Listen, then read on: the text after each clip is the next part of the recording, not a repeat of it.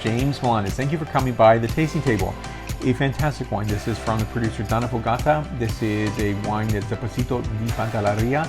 It is a 2019 vintage. Stay tuned, I'll give my thoughts and perspectives on this outstanding, beautiful, gorgeous wine.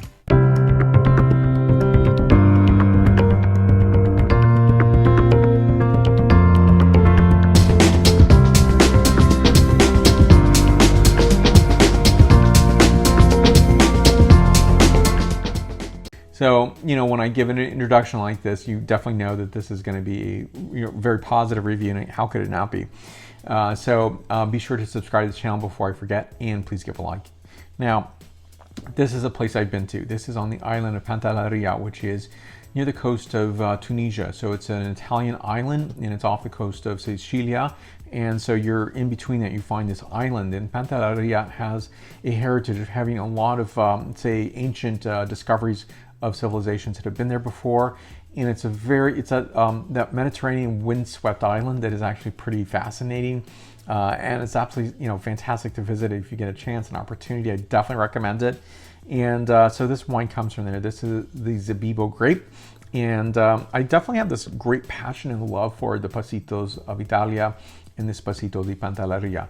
I think these are just absolutely outstanding, gorgeous wines that should be tasted and enjoyed and consumed, and not be put away and sequestered for only one occasion per year. I think these wines are delightful and absolutely relevant.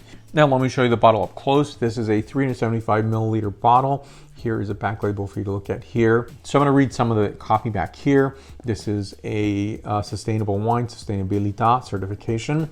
And here it says, and I think this is important, first of all, the grapes are grown vite ad albarello, which is head-trained bush vines.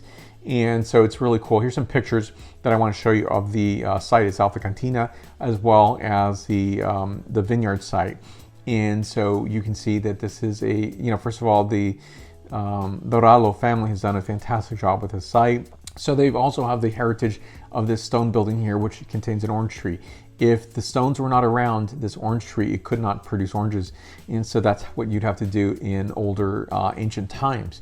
So here on this wine here, I think it's important to know that the serving temperature on this is 12 to 14 degrees centigrade, which is about 54 to 57 degrees Fahrenheit.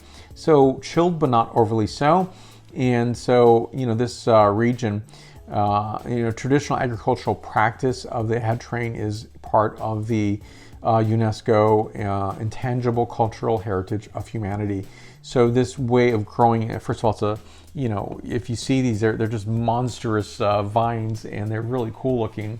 But I've seen them in several places in Europe, where they're growing, and actually they're just starting out in the season. You're like, how is this going to be that big giant plant that I'm going to see later on later on before harvest?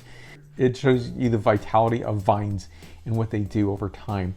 So Zabibo, the grape here, is known as a Muscat of Alexandria. So Passito, you could have duck, you could have foie gras, you could do blue cheese and so forth, but I also think of lamb. So when I think of Passito, I think this is a wine that you're also going to enjoy with family and friends, especially in the Easter season, the Paschal season, and you're going to enjoy lamb in this style of wine.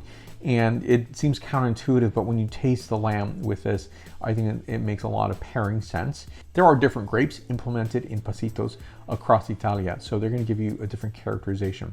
Now, the vinification process is fermentation and maceration, which lasts over 1 month.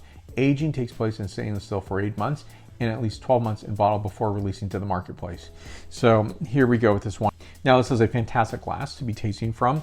This is a Riesling glass from the producer Riedel, and it's Grand Cru, and what I like about it, it's handmade, super light, but it's also fantastic for smelling the Passito. So the nose is of dried tropical fruit and dried fig, as well as flowers and dates.